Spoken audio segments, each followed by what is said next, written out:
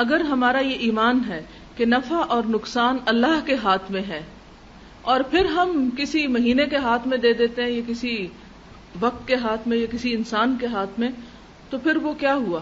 اس کو ہم نے شریک کر لیا، تو یہ ایک لحاظ سے شرک بھی بنتا ہے۔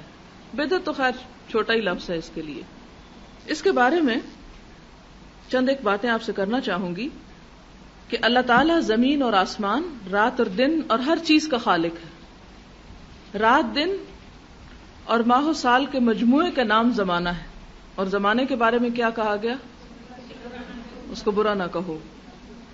نہ تو بذات خود کوئی مہینہ اور سال برا ہے، اور نہ کوئی دن اور نہ کوئی زمانہ، کوئی منحوس نہیں، بلکہ برائی کرنے والے خود برے ہیں۔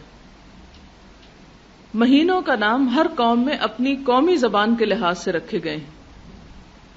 عربوں نے اپنے محاوروں میں ان 12 مہینوں کے نام 12 قسم کے رکھے ہیں۔ عربی محاوروں کی وجہ تسمیہ کچھ آپ کے سامنے آتی ہے۔ اس کو آپ ابن کثیر کی اس آیت کے تحت بھی پڑھ سکتے ہیں کہ ان عدت الشہور عند اللہ 12 شہرا فی کتاب اللہ۔ اس کی تفسیر میں ابن کثیر نے اس بات کو بیان کیا ہے۔ اور سخاوی نے اپنی مشہور کتاب المشہور فی اسماء الایام والشہور، جس کا معنی ہے کہ مشہور ایام اور مہینوں کے ناموں کے بارے میں، ان کی شہرت کیسے ہوئی، اس میں لکھتے ہیں کہ محرم کے مہینے کو محرم اس کی تعظیم کی وجہ سے کہتے ہیں، اور اس نام کی وجہ اس کی حرمت کی تاکید ہے۔ اس لیے عرب جاہلیت کے زمانے میں اس کو بدل دیتے تھے، محرم کی جگہ کوئی اور مہینہ لے آتے تھے، کبیسہ کا مہینہ بڑھا دیتے تھے نا، کبھی حلال کر ڈالتے، کبھی حرام کر ڈالتے۔ اس کی جمع محرمات، محارم اور محاریم ہے۔ سفر کی وجہ تسمیہ یہ ہے کہ اس مہینے میں عموماً ان کے گھر خالی رہتے تھے، اور یہ لڑائی بھڑائی اور سفر میں چل دیتے تھے۔ جب مکان خالی ہو جائے تو عرب کہتے ہیں سفر المکان، سواد سے، اور اس کی جمع ہے اسفار، جیسے جمل کی جمع ہے اجمال۔ ربیع الاول کا نام اس وجہ سے ہے کہ اس مہینے میں ان کی اقامت ہو جاتی تھی، یعنی رک جاتے تھے۔ ارتباع کہتے ہیں اقامت کو، اور اس کی جمع ہے ارباع۔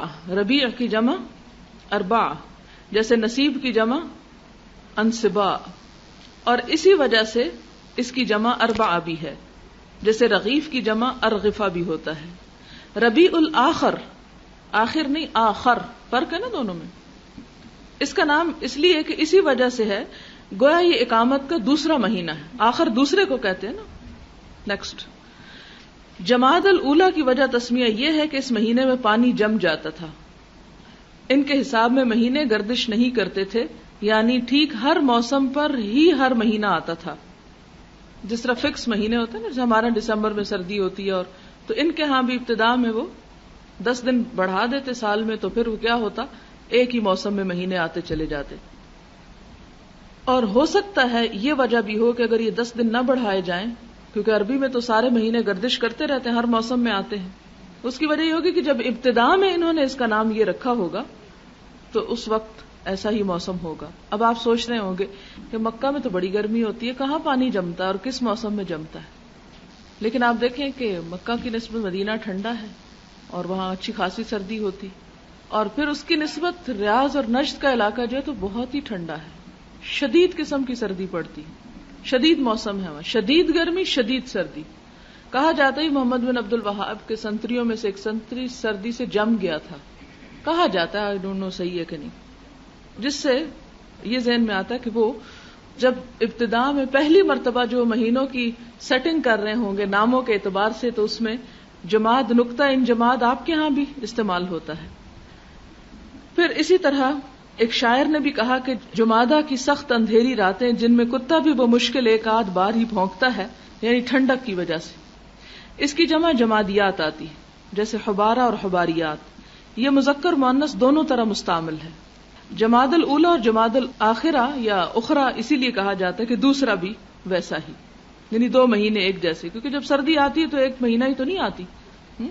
رجب یہ ماخوذ ہے ترجیب سے، ترجیب کہتے ہیں تعظیم کو، رجب تعظیم کی وجہ سے، کیونکہ یہ مہینہ عظمت و عزت والا ہے، اس لیے اس کو رجب کہتے ہیں۔ اس کی جمع ارجاب ہے، اور رجبات بھی ہے۔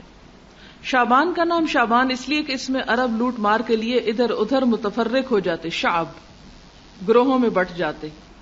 تشعیب کے معنی ہے جدا جدا ہونا، پس اس مہینے کا نام یہی رکھ دیا گیا۔ اس کی جمع ہے شعابین اور شعبانات۔ رمضان کو رمضان اس لیے کہتے ہیں کہ اس میں اونٹوں کے پاؤں بوجہ شدت گرمی کے جلنے لگتے تھے۔ رمضت الفصال اس وقت کہتے ہیں جب اونٹوں کے بچے سخت پیاسے ہوں۔ اس کی جمع رمضانات آتی ہے، ہم تو اردو میں رمضانوں کہتے ہیں نا، تو رمضانات، اور رمادین اور رامزہ بھی آتی ہے۔ بعض لوگ یہ کہتے ہیں کہ یہ اللہ کے ناموں میں سے ایک نام ہے، یہ محض غلط اور ناقابل التفات قول ہے۔ اس کے بارے میں ایک حدیث بھی ہے لیکن وہ ضعیف ہے۔ شوال ماخوذ ہے شالت الابل سے، یہ مہینہ اونٹوں کی مستیوں کا مہینہ ہے، یعنی ابتدا میں جب رکھا گیا اس کا نام، اور یہ وہیں اٹھا دیا کرتے ہیں، اس لیے اس کا نام یہی ہو گیا۔ اس کی جمع شواویل اور شواول اور شوالات آتی ہے۔ ذوالقعدہ یا ذوالقعد کا نام ہونے کی وجہ یہ ہے کہ اس ماہ میں عرب لوگ بیٹھ جایا کرتے تھے۔ قعدہ کا معنی ہوتا ہے بیٹھ جانا، لڑائیاں لڑ کے بیٹھ جاتے، نہ لڑائی کے لیے نکلتے اور نہ سفر کے لیے۔ اس کی جمع ہے ذوات القعدہ۔ ذوالحج کو ذوالحج اس لیے کہتے ہیں کہ اس ماہ میں حج ہوتا ہے، اس لیے اس کا نام یہ مقرر ہو گیا۔ اس کی جمع ہے ذوات الحج، ذو سے ذوا اور حج کو حج، حجات نہیں۔ تو یہ تھی ان ناموں کی وجہ تسمیہ۔ اب ہفتے کے دنوں کو لیجیے، اتوار، سوموار، منگل، بدھ، تو عربی میں اس کو کیا کہتے ہیں؟ اتوار کو کہتے ہیں یوم الاحد، اس کی جمع آحاد بھی ہوتی ہے۔ پیر کے دن کو کہتے ہیں اثنین، احد 1 اور اثنین 2، اور اس کی جمع اثانین آتی ہے۔ منگل کو ثلاثاء کہتے ہیں، ثلاثاء کیا ہے؟ تیسرا، یہ مذکر بھی بولا جاتا ہے اور مؤنث بھی۔ اس کی جمع ثلاثاوات اور اثالث آتی ہے۔ بدھ کے دن کو اربعاء کہتے ہیں، اس کی جمع اربعاوات اور ارابی آتی ہے۔ جمعرات کو خمیس کہتے ہیں، وہ اربع خمسہ سے خمیس، اس کی جگہ اخمسہ اور اخامس آتی ہے۔ جمعہ کو جمعہ اس لیے کہتے ہیں کہ اس میں جماعات آتی ہیں، لوگ اکٹھے ہوتے ہیں۔ ہفتے کو سبت کہتے ہیں، سبت کا معنی ہے قطع کرنا، کاٹنا۔ چونکہ ہفتے کے دنوں کی گنتی یہاں ختم ہو جاتی ہے، بات کٹ جاتی ہے، لہذا اس کو سبت کہتے ہیں۔ اور اس کے علاوہ یہ بھی ہے کہ یہود کے لیے سبت خاص طور پر اہم دن تھا، اس میں وہ آرام کیا کرتے تھے، یعنی کام ان کے ختم ہو جاتے تھے۔ 4 مہینے جو ہیں حرمت والے جن کا قرآن پاک میں ذکر کیا گیا وہ تو ہیں قابل احترام۔ اس کا یہ مطلب نہیں کہ باقی مہینے جو ہیں ان کا احترام نہیں کرنا چاہیے، ان میں جو چاہے انسان کرے۔